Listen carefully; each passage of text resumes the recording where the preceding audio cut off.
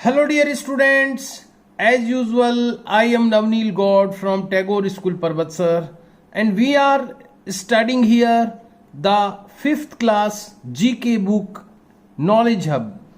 इस वीडियो में हम लोग यहाँ पर स्टडी कर रहे हैं हमारी 5th क्लास की GK बुक जिसका नाम है Knowledge Hub and we have completed 6 lessons in this book। इस बुक में हम लोग 6 lessons कंप्लीट कर चुके हैं अपने पिछले वीडियो तक and we have to start today the 7th lesson और आज हमें स्टार्ट करना है 7th lesson days of the week, सप्ताह के दिन। ये यहां पर लेसन का जो नेम है वो रीड करने से हम लोगों को ऐसा रिमाइंड होता है, ध्यान में आता है कि यहां पर शायद सप्ताह के दिनों के बारे में बताया जा रहा होगा। लेकिन जब हम बात कर रहे हैं 5th क्लास की, it is not the matter of 5th class that days of the week, जो डेज ऑफ द वीक है वो 5th क्लास का मैटर नहीं है। It is matter of 1st and 2nd class. 1st 2nd class के students days of the week learn करते हैं, उनको लर्न करना होता है कौन से होते हैं डेज ऑफ द वीक। यहां पर डेज ऑफ द वीक नहीं बताए गए हैं बल्कि एक ट्रिक बताई गई है कि किस तरह से हम किसी डे का पता लगा सकते हैं। अगर हमें कोई सन दे दी जाए, कोई डेट दे दी जाए, तो हम ये पता लगा सकते हैं कि उस दिन कौन सा डे हुआ होगा या उस दिन कौन सा डे होगा। जैसे फॉर एग्जाम्पल यहां पर मैं आपको बताना चाहूंगा कि एक एग्जाम्पल है यहां पर 23 जून 1986 एक दिन है ये। 23 जून 1986 एक दिन दे दिया आपने को। इस दिन कौन सा वार होगा, कौन सा डे होगा, संडे होगा कि मंडे होगा।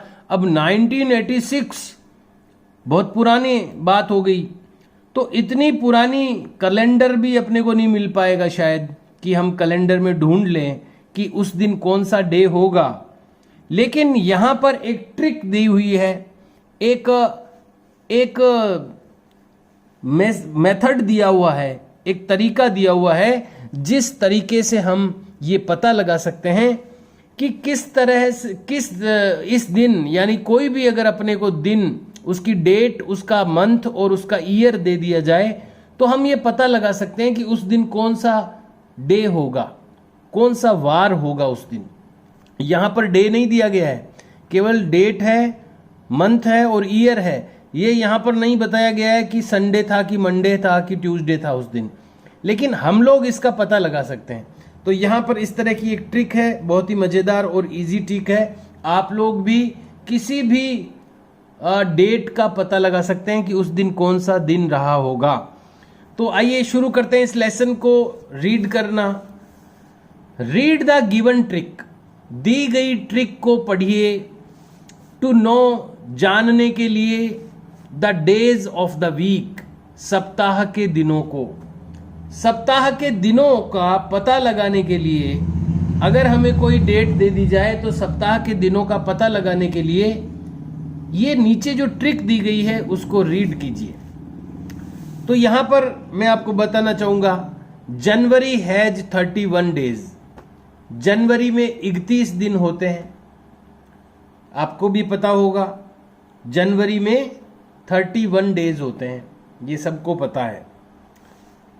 इट मीन्स, इसका मतलब है that every date in February, इसका मतलब यह है कि फरवरी, जनवरी के बाद फरवरी आता है, तो फरवरी की हर एक डेट, जनवरी में 31 डे होते हैं। इसका मतलब हुआ कि जो फरवरी में हर एक जो डेट है विल बी 3 डेज लेटर, वो 3 दिन बाद, हर एक जो डेट है वो 3 दिन बाद आएगी। देन द सेम डेट, उस डेट से जो वार है वो 3 दिन बाद आएगा। इसका मतलब मैं आपको समझाना चाहता हूं, इन जनवरी से, इसका ये कहने का मतलब क्या है, देखिए मैं बताना चाहूंगा। इसका कहने का मतलब है कि जैसे जनवरी की 4 तारीख है, 4 जनवरी है, 4th जनवरी है, अब ये 4 फरवरी है।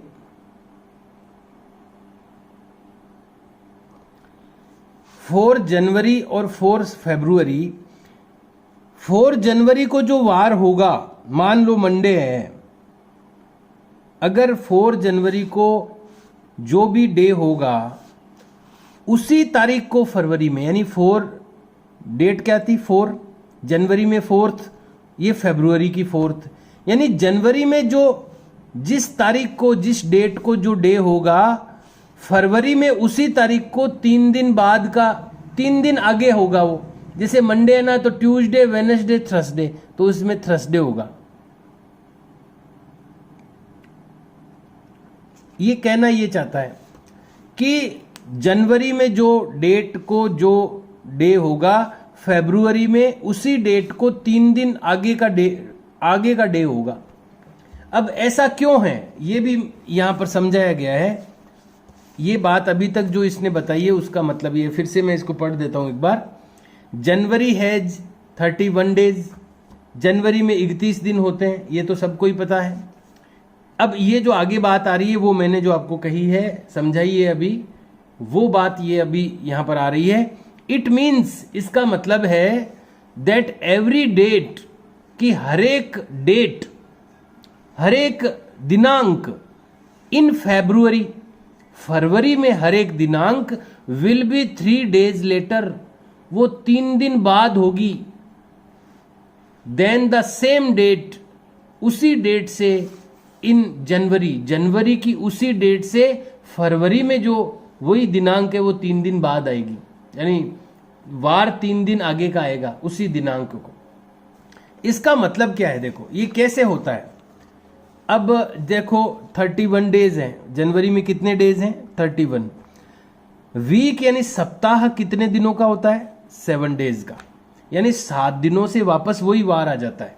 आप समझना इस चीज को, 7 दिनों से वापस वही वार आ जाता है। अगर आज मंडे है, अगर फॉर एग्जाम्पल आज मंडे है, तो अगले 7वें दिन वापस मंडे आएगा। 6 दिनों के बाद जब 7वां दिन आएगा तो वापस मंडे आ जाएगा। तो 7-7 दिन के, अगर 7-7 दिन को जोड़ें अपन 4 बार, 7 + 7 + 7 + 7, हर 7 दिन बाद वही वार आ जाएगा। यानी मंडे अगर है तो 7-7 दिन के कितने हैं इसमें, 7 × 4 = 28। अब 28 यानी फरवरी में कितने दिन होते हैं, 28 होते हैं। जनवरी में 31 होते हैं, फरवरी में 28 होते हैं। तो 28 में कितने सप्ताह हो गए, 4 वीक्स हो गए इसमें। 28 डेज का मतलब हो गया 4 वीक्स, 7 दिनों का, 7 डेज का 1 वीक होता है, 1 वीक होता है। तो 4 वीक का 28 डेज हो गया, यानी 28 डेज में तो वो की वही दिनांक, वो का वही वार आ जाएगा। अगर 28 डेज ही होते जनवरी में, अगर जनवरी में 28 डेज होते तो वापस वही वार आ जाता है। फरवरी में, अब जनवरी में कितने दिन है, 31 है, उसमें से 28 को आप माइनस करो तो 3 आते हैं। जनवरी के जो महीने में दिन है 31, उसमें से अगर 28 को माइनस करें, माइनस क्यों कर रहे हैं, क्योंकि 28 में तो वापस वो का वही वार आ रहा है। अगर मंडे है तो 28 डेज के बाद भी मंडे ही आएगा, क्योंकि 7 डेज के बाद वापस मंडे, फिर 7 डेज के बाद वापस मंडे, फिर 7 डेज के बाद वापस मंडे, फिर 7 डेज के बाद वापस मंडे। तो यहां अगर मंडे है तो यहां भी मंडे ही आएगा, क्योंकि 7 डेज के 4 यहां पर ये 4 राउंड हो गए। तो यहां मंडे है तो यहां, यानी 28 डेज के बाद तो वही दिन आता है। तो 28 डेज निकाल दो आप 31 में से, तो 3 दिन बचते हैं, यानी 3 दिन इसमें जनवरी में काउंट हो जाएंगे वो। अगर जनवरी में 1 तारीख से लेकर के 28 तारीख तक, यानी 1 तारीख को अगर मंडे है तो 28 तारीख को भी मंडे होगा। अब आगे के 3 दिन, अब है कितने इसमें दिन, 31 दिन है, तो 28 तारीख तक तो वही हो गया। अब 29, 30, 31 इन 3 दिनों में मंडे के बाद ट्यूसडे, वेडनेसडे और थर्सडे, तो ये 31 तारीख तक थर्सडे आ गया, यानी 3 बार इसमें 31 तारीख तक 3 बार इसमें काउंट हो गए। अगला जब फरवरी शुरू होगा तो 1 तारीख को ट्यूसडे की जगह वेडनेसडे आएगा, Sunday, Monday, Tuesday, Wednesday, Thursday, Friday आएगा। फेब में जब फेब शुरू होगा तो फ्राइडे से शुरू होगा, यानी इसकी जो तारीख आएगी वो उसके वार 3 आगे आएगा वार, यानी इसकी 1 तारीख को क्या था, मंडे था, तो फरवरी की 1 तारीख को फ्राइडे आएगा। ट्यूसडे, वेडनेसडे, थर्सडे और फ्राइडे, यानी 3 दिन बाद में आएगा, चौथे दिन का वार आएगा यहां पर। ये कहना चाह रहा है ये। अब देखो ये कैलकुलेशन एक बार मैंने आपको समझा दी, ये अगर किसी के समझ में आ गई है तो अच्छा है, अदरवाइज ये समझ में नहीं भी आई है तो अब जो एक्टिविटी दी जा रही है वो आप इजीली कर सकते हो, जो असली एक्टिविटी दी जा रही है। ये तो लॉजिक है इसका। तो यहां पर दिया हुआ है 28 इज 4 वीक्स एग्जैक्टली, यानी 28 दिनों में 4 वीक आते हैं एग्जैक्टली। 4 7 जा 28, 4 वीक को अगर 7-7 दिनों का 4 वीक होते हैं तो 1 वीक 7 डेज का होता है, तो 7 × 4, 7 4 जा 28, यानी 28 डेज में तो 4 वीक्स आ गए। और है कितने टोटल डेज, 31, तो 31 में से 28 निकालो तो 3 डेज बचते हैं। उन 3 डेज को अगले जो डे हैं, अगले डे है वो काउंट हो जाएंगे। 28 तक तो वो का वही डे आ रहा है 28 में तो, लेकिन फिर 29 जब आएगा तो 1 डे आगे चला जाएगा, फिर 30 आएगा तो 1 और डे चला जाएगा आगे, फिर 31 आएगा तो 1 और डे आ जाएगा आगे, फिर फर्स्ट, अगले महीने की फर्स्ट आएगी तब अगला डे आएगा, 3 दिन बाद में 3 दिन आगे आ जाएगा वो। तो ये बात प्रूव होती है इस तरह से कि अगर जनवरी में 4th जनवरी है, उस दिन जो डे रहेगा तो उसी फरवरी में उसी महीने की जो तारीख होगी उसमें मंडे के बाद में ट्यूसडे, वेडनेसडे, थर्सडे और फ्राइडे आएगा। यहां पर 3 दिन बाद का फ्राइडे आएगा। तो ये एक लॉजिक दिया हुआ है कि ऐसा क्यों है कि यहां पर यह कहा जा रहा है कि जनवरी में जिस तारीख को जो डे होगा, फरवरी में उसी तारीख को 3 दिन आगे का डे होगा।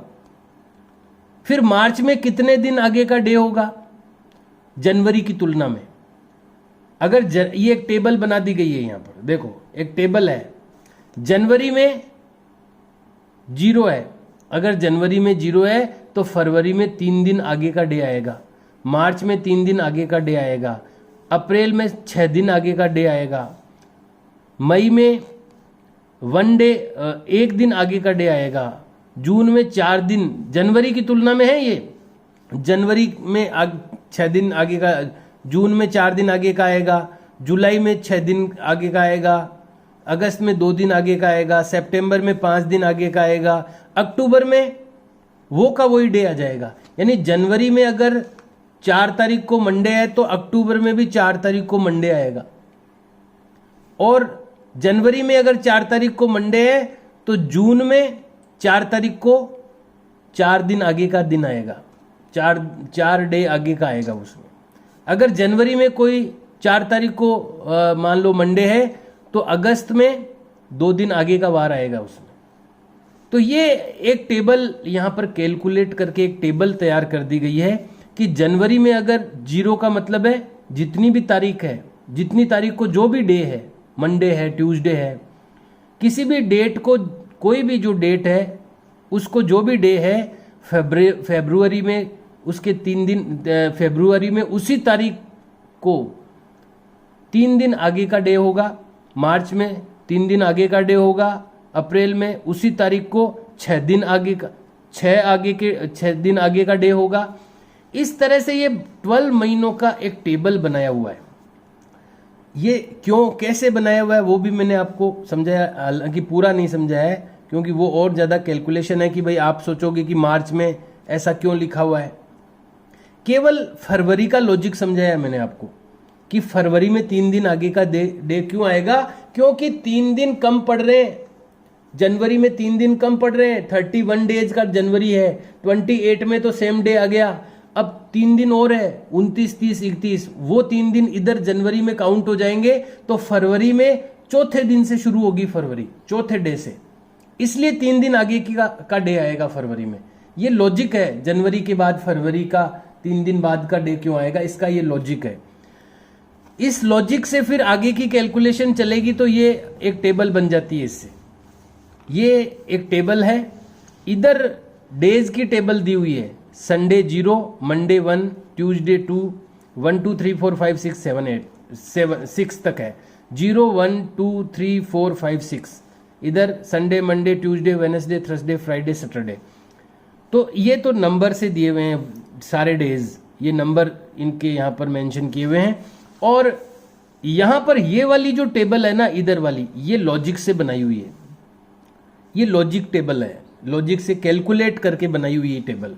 अब इन दोनों टेबल की हेल्प से हम किसी भी सन की किसी भी तारीख का वार निकाल सकते हैं।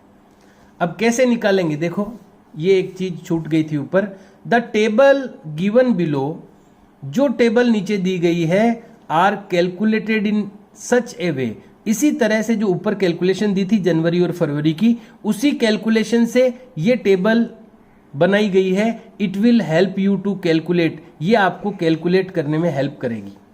तो ये टेबल आपके पास होनी चाहिए, ये तो आप लर्न कर ही सकते हैं। संडे का 0, मंडे का 1, ट्यूसडे का 2, ये तो डे का नंबर है एक तरह से। ये वाली टेबल आपको लर्न करनी पड़ सकती है। तो फिर आप क्या करोगे, अब देखो नीचे आइए, आपको करना क्या है, कैसे करोगे आप। मैंने आपको बताया कि आपको कोई भी अगर डेट दे दी जाए, जैसे 23 जून 1986, ये आपको एक डेट दे दी और पूछ लिया कि इस दिन कौन सा वार था, संडे था कि मंडे था कि ट्यूसडे था। अब 1986 की बात पूछ रहे हैं, इतने सालों पुरानी बात पूछ रहे हैं, तो ये कैलेंडर से देखना तो संभव नहीं है। तो इसकी एक कैलकुलेशन है, बहुत ही इजी कैलकुलेशन है। इसमें डेट दी हुई है अपने को, महीना दिया हुआ है और साल दिया हुआ है, इससे डे पता करना है अपने को, वार पता करना है। तो सबसे इसके स्टेप हैं, 7 स्टेप हैं, बहुत इजी हैं, मैं आपको समझाता हूँ। पहला स्टेप है कि ये आपको दे दिया गया, आस्क फॉर द डेट, ये एक डेट आपको दे दी 23 जून 1986, ये डेट आपको दे दी। सबसे पहला काम ये हो गया कि आपको किसी ने ये डेट दे दी कि इसका आपको वार पता करना है कि कौन सा डे था उस दिन। अब दूसरे पे क्या किया अपन ने, number of the month on the list, इसका मंथ कौन सा है, जून है इसमें। दूसरा अपन ने सबसे दूसरा काम किया, पहले तो ये अपने पास डेट आ गई, इसका पता करना है। दूसरे स्टेप में हमने ये जून महीना देखा, इसका महीना कौन सा, जून है, तो जून का कौन सा नंबर होता है, सॉरी इस टेबल में जून का देखिए, इस टेबल में जून के आगे क्या लिखा हुआ है, 4, तो जून इज 4, यानी सबसे पहला हमने क्या किया, जून का लिख दिया 4 इस टेबल में से देख के। ये वाली जो कैलकुलेशन वाली टेबल थी, इसमें से जून का सामने उसके अगेंस्ट लिखा हुआ है 4, तो हमने यहाँ पर 4 निकाल के रख दिया, यानी इस मंथ जो मंथ दिया था उसका नंबर है 4, नंबर नहीं है, कैलकुलेशन वाली टेबल में से 4 लिखा हुआ उसके सामने, तो हमने निकाल लिया 4। फिर आगे थर्ड नंबर पे क्या किया, स्टेप 3 पे, take the date of the month, अब इसकी डेट क्या है 23, तो अपन ने दूसरे नंबर स्टेप पे लिख दिया। एक पे तो मंथ का टेबल में से मंथ के सामने जो लिखा हुआ है वो डिजिट निकाल ली, फिर इसकी डेट वाली डिजिट ले ली तीसरे नंबर पे। फोर्थ नंबर पे क्या किया, take the last 2 digits of the year, ये जो ईयर दिया हुआ है, साल दिया हुआ है, इसकी लास्ट 2 डिजिट ले ली। लास्ट 2 डिजिट क्या है 86, तो हमने तीसरे नंबर पे 86 ले लिया। ये समझ में आ रही बात, अभी तक कोई दिक्कत नहीं है। जो भी सन दी हुई है, साल दिया, ईयर दिया हुआ, उसके लास्ट 2 डिजिट अपन ने 86 ले ली। फिर आगे क्या किया, find out the number of the leap years, leap years 4 साल में एक बार आता है, 29 दिन का होता है, तो divide the last 2 digit of the year by 4, तो जो भी अपने इस ईयर का लास्ट 2 डिजिट है उसको 4 से डिवाइड किया, इसमें 4 का भाग दिया, लास्ट 2 डिजिट जो भी है उसमें हमने 4 से उसको डिवाइड किया। देखो ये मैंने 4 से इसको डिवाइड कर दिया, लास्ट में 86 थे, 4 से डिवाइड किया तो यहाँ आ गए 21, नीचे रिमाइंडर भले ही कुछ भी बच रहा है यहां पर कितने आए 21। तो इसमें लास्ट 2 डिजिट में हमने 4 से इसको डिवाइड किया तो कितने आ गए 21। और अब हमने क्या किया, एक और काम किया, नाउ ऐड द 4 नंबर्स। अब इन चारों को ऐड कर लिया, 4, 23, 86 और 21, 4, 23, 86 और 21, इन चारों को ऐड किया तो आगे 134।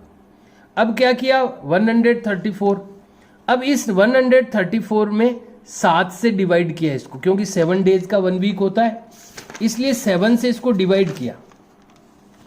134 को हमने 7 से डिवाइड किया तो आएगा 19 टाइम ये डिवाइड होगा।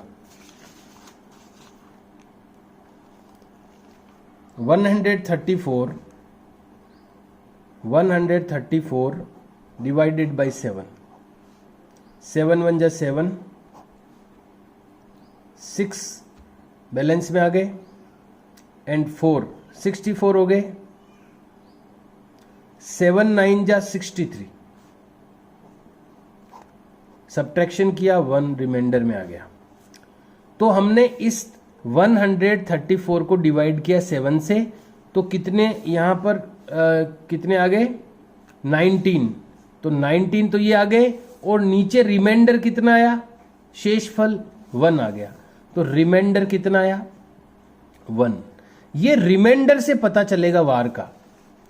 The reminder last, the reminder tells you the day, जो नीचे रिमाइंडर बचा है 1, तो अब आप देखो 1 पे कौन सा ये डे आता है, तो 1 पे आता है मंडे, तो उस दिन मंडे था। ये तरीका है, किसी भी सन का आप डे निकाल सकते हो, ये एक तरीका है। मैंने एक एग्जाम्पल इसमें मेरे बर्थडे का निकाला है। मेरा बर्थडे आता है 10 जुलाई 1979 को। अब ये काफी सालों पुरानी बात है, 40 साल से भी लगभग 41 साल हो गए। तो 41 साल पहले का ये मेरा बर्थडे की डेट है 10 जुलाई 1979।